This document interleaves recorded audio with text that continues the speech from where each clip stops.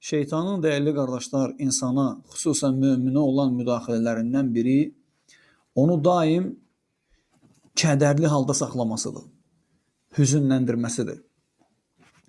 İbn-i Qayyim rahiməhullah kədərdən danışanda buyurur ki, Quran-ı Kərimdə kədər inkar olunmuş halda gəlir. Quran-ı Kərimdə kədəri Allah Teala yəni inkar eləyib. Və yaxud da Allah Subhanahu və Teala Quran-ı Kərimdə kədərdən çəkindirib möminləri. Allah Teala bildirir ki, وَلَا تَهِنُوا وَلَا تَحْزَنُوا أَنْتُمُ الْأَعْلَوْنَ إِنْ كُنْتُمْ مُؤْمِنِينَ.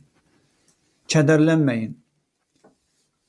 Sıxıntı içərisində olmayın. Əgər möminsizsə, üstün olan siz olacaqsınız.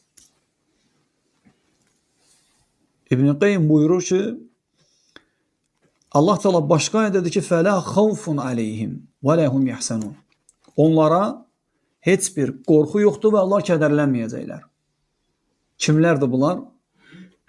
Ələ innə əvliyə Allahi lə xavfun aleyhim və ləhum yəhsanun. Allahın övliyaları o kəslərdir ki, onlara bir qorxu yoxdur və onlar kədərlənməyəcəklər.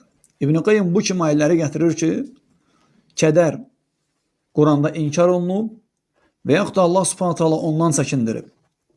Ne üçün belədir? Niyə Allah Teala kədərdən çəkindirib və ya onu qadağa eləyib? Sir nədir burada? Ennel huzn ahabbu şeyin ilə şeytan.